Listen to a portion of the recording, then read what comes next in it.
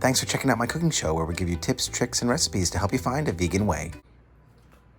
Well, hello, welcome back. Thanks for joining me. So today I'm going to do things a little bit differently. I am going to kind of try to film somewhat continuously. I have a very small kitchen, and since I have a small kitchen, I literally have this counter space right here and equivalent over here at best. And it's very difficult to cook. So when I cook, I kind of throw things everywhere and it's a mess. And you know, you want it to look good for TV, so I don't tend to show everything. I edit it together. So I'm going to try my best at editing as little as possible and letting you come along for the ride as I put together today's recipe, which is something I've been thinking of, which is a funnel cake for fall. So a pumpkin funnel cake. And I haven't decided yet whether or not I'm going to do just a cinnamon glaze or a cinnamon cream cheese icing to put on top. So come along on this journey with me and see what happens, and hopefully you like it. Come on in. So I've tried to get as much as I can out and prepared so I'm not kind of scrounging around on and off video like this all the time. So we'll see how it goes. We're gonna start with some pumpkin puree. I don't know how many of you are lefties out there, but they don't really make can openers for lefties like we would like. So I use an electric one. I would rather use a handheld one, but very few. Oh, oops. Well, you see what happens when you just run tape? Those who know me know that I am a little bit of a klutz. And by me saying that, they're probably laughing at the video right now. So there you have it. I'm not perfect in any way, shape, or form. But as I was saying about the can openers, there are very, very few that are good for left-handed people, and it's kind of irritating. So I use the electronic one, although I would much prefer to use a handheld. So we're going to take this pumpkin puree, and we are going, off camera it goes.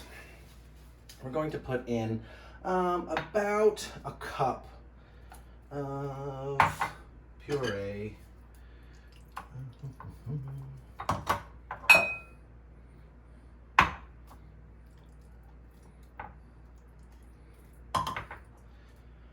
So a cup of puree is a little more than half of the can. All right, and then we're going to add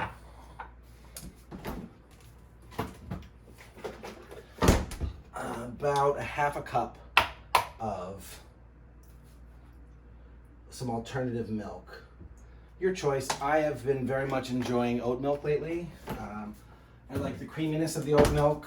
I prefer it to the other milks. There's that. We'll put that there for right now. Then we're going to add some flour. About a cup and a half of flour. So 1, 2, 3 half cups. There we go. And about a fourth of a cup of powdered sugar, as I get this everywhere as well. I'm telling you, I'm a mess when I cook. That's why I edit. All right. So fourth a cup of powdered sugar. I'm gonna do a teaspoon of vanilla, wherever my vanilla is. Oh, there we go. Pure vanilla works best. I also have vanilla paste that's amazing. You can use imitation because it's a lot cheaper. I get it. But I still have some of this left, so I'm using that out. All right. Oh, Jesus, see? And then some pumpkin spice. We're gonna use some pumpkin spice mixture. I would say about a teaspoon is what we're gonna try. And then if we like a little bit more spice, we'll add more. But we're gonna do a teaspoon for now. I've not made this recipe before. I'm kind of winging it a little bit. I hope it works, but that's what recipes are, right? Trial and error, or at least for me. And then we're gonna do a teaspoon of apple cider vinegar. The apple cider vinegar I'm putting in here because I'm also going to add a little bit of baking soda. Oops. Because the baking soda acts with the apple cider vinegar as kind of like a leavening agent. It helps kind of add some poof to it, as it were. If you think about vinegar and baking soda together in science, it made that kind of explosion. It's what you used for like the volcanoes when you were in school. Same kind of concept happens within your food. All right. There we go.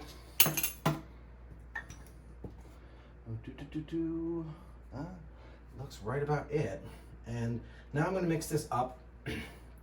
If the dough is too thick, which I have a feeling it's going to be a little too thick because I used puree or more puree than I was kind of hoping to. But I mean, not hoping to, but more puree. I'm going to add more of the milk to it to thin out the dough. Because essentially what I'm looking for is a batter, like a thin pancake batter, so I can pour it into the hot oil. And I can also smell it right now. It smells very pumpkin-y, and I want a little bit more spice in it. So I'm actually gonna add another half tablespoon of the pumpkin spice. Because I really want that spicy fall flavor in there. And I think I'm gonna add another, or not another, just add a half teaspoon of cinnamon as well. Again, trial and error. Oh yeah, there's lots of spices in this now. I love it. So as you can see, it's quite thick. It's almost like a cake batter, but that's not going to stream into our oil. So I wanna add some more milk into this. We did a half cup before. Let's try another third cup. We'll do little by little to thin it out. So the third cup looks like a decent amount. It's definitely gonna thin it out. Like I said before, I like to experiment. Sometimes I'll take some spices or thoughts of something I would like to make and think how they might work together, or find a recipe that is close to what I'm thinking and then add it all together to make something completely different. So since it's fall and pumpkin spice latte weather or what have you, I figured this might be kind of something fun to do. It is definitely thinning out a lot more. Might need a tiny bit more, but I want to make sure it's worked through, because now that I've mixed all the ingredients, they're starting to combine, and to add a liquid after the fact, not the smartest thing to do. I'm not that smart, but it does need a minute to incorporate. So right now it's still a little thick. I'm going to add maybe half of this third measurement in there just to add a little bit more, and then I think I'm going to be done with some wet ingredients on this. I think we're going to be in a good place. I'm going to mix it up until the batter is nice and combined. Now it's come together and it's actually pretty nice. It's a little bit thicker than I'd like, but I think it's going to be okay. But we'll find out. Again, trial and error. These might become something else. Who knows? But I just tasted it. And I would like it slightly sweeter. So I'm going to actually add another 1/4 of a cup of powdered sugar, because I think it needs a little bit more sweetness. You know, you like these technical measuring skills here? Yeah, I think we're in a good place after this. Then I'm going to mix this all up, and you will see in my next cut, because I can't get continuous from here. It'll be annoying for you, what I'm going to do next.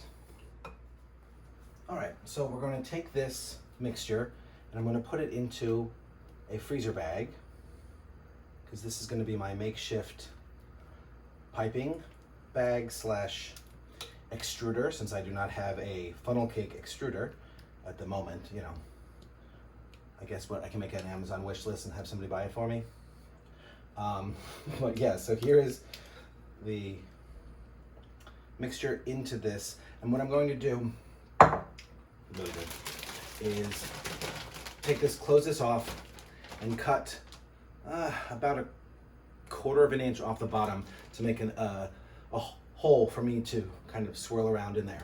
And I have heating on the stove right now. I have half vegetable oil, half coconut oil, heating up to temperature, and I'm doing it in a small sauce pot so it kind of keeps that small round shape so it doesn't go all over the place. We'll see how that works. All right, if you don't have a temperature thermometer for your oil, do that with a little bit of water. See if it makes a nice hot popping sound. Wait for it to burn off the water, and then we try.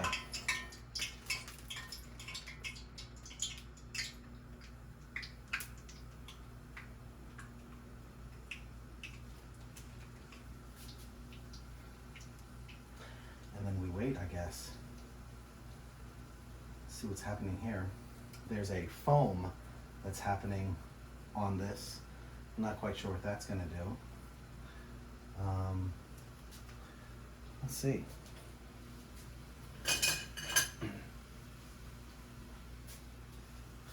Oh.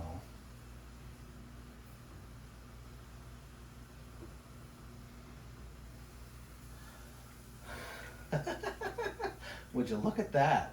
I don't know if you can see that, but that looks like some mighty fine funnel cake to me. Oh, that one worked great. So we're gonna cook off a few more and show you the final product in just a little bit. I'm gonna show some with some powdered sugar. Then I'm gonna show some with, I think I wanna do a cream cheese icing for like dipping, which might be nice. I'm assuming that the kind of bubbling is coming from the coconut oil, which is totally fine by me, but you see how quickly it's being done. It's done right now. So that's all you need. Okay, I learned the hard way that if you put too much in, it's gonna overflow and start a flame, as you can see. So we're gonna take care of that. It happens. So now, I'm gonna hopefully restart this. You know what, we're gonna try another burner.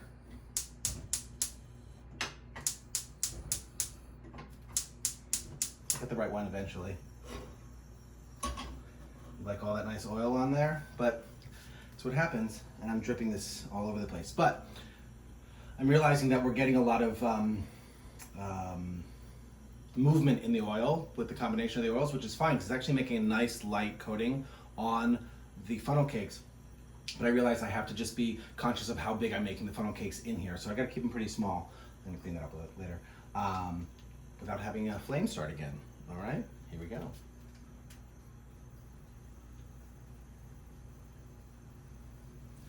And the bubbling up is actually a good determining factor for you to know when it's done, because once the bubbles kind of go away, then it's done. So it's actually nice to have. Just don't overflow it because it's going to start a flame. So I have some extra batter. I'm only one person. I can only eat so many funnel cakes. So I'm going to spray. I am assuming I'm out.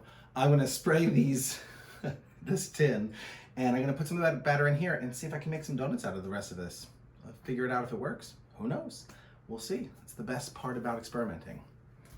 So traditionally, you would just take some powdered sugar and put them on top of these lovely beauties. And you would be done. And that'd be great, right?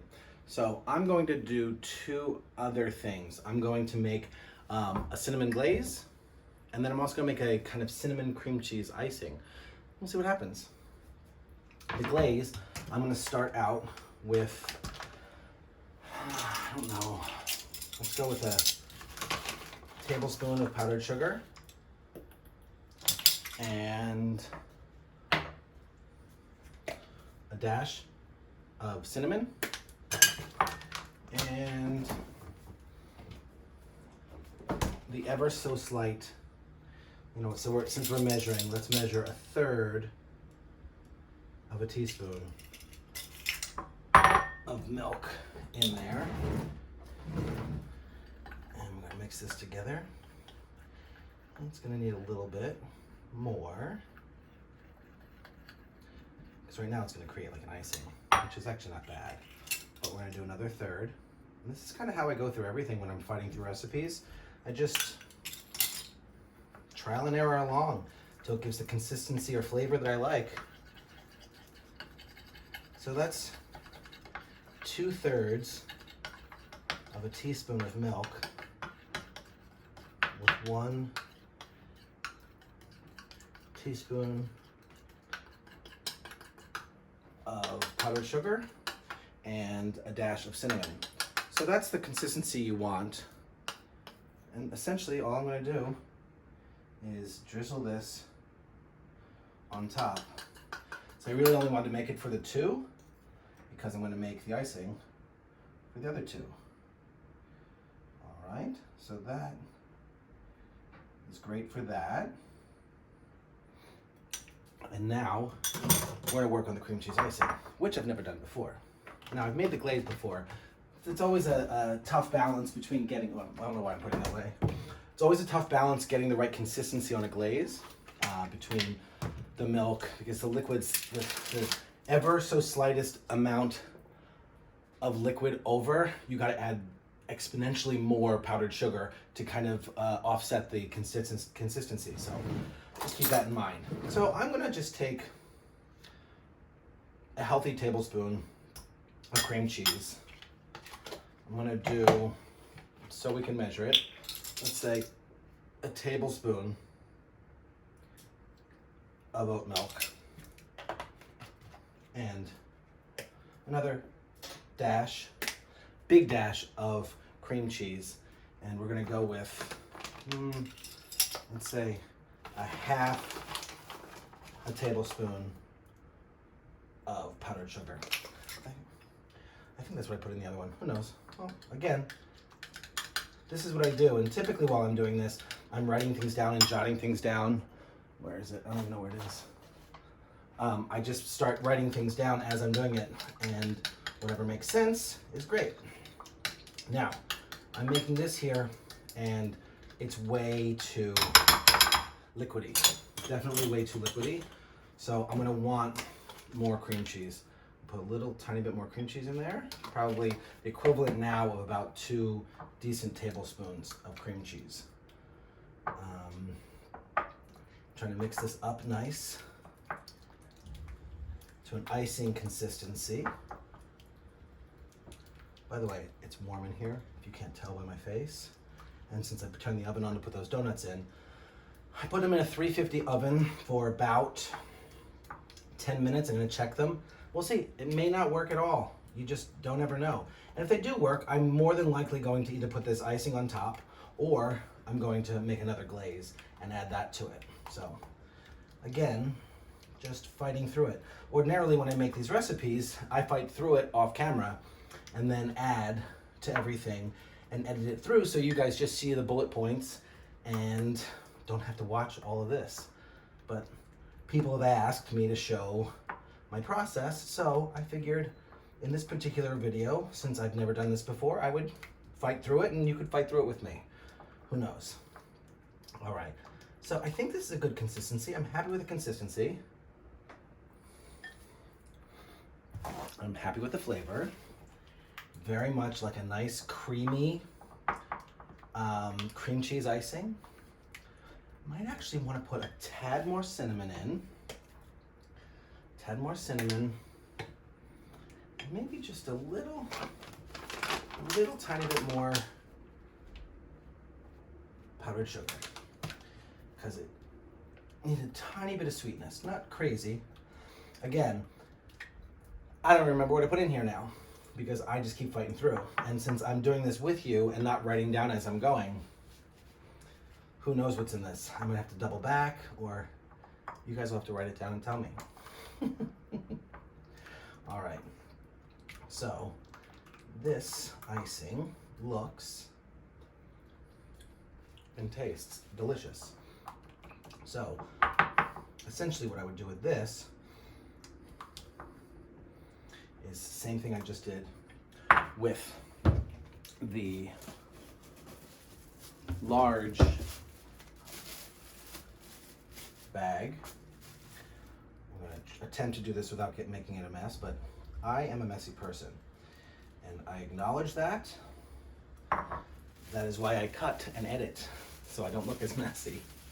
But I'm going to do this, cut about a 1/4 inch off the bottom, and I'm going to add that to the top of this. If you get a little clog, it's just in your way and you just pull it out.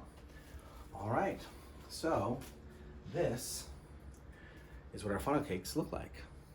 And I am going to taste one. Should I taste this one? I'll taste this one. Oh my God, it's so good. It's like fall in a bite. Oh my gosh, so good. Now I'm gonna do this one.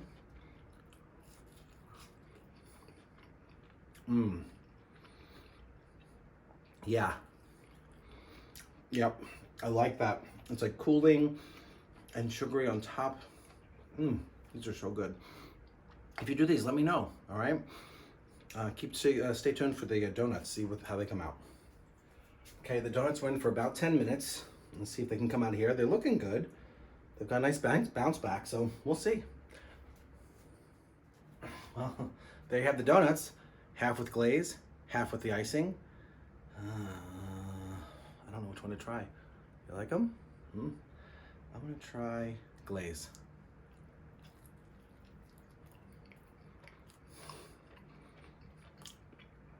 They're great. It's a little chewy donut. That's nice. Oh, that's really good. Well, there you have it. 2 recipes in one.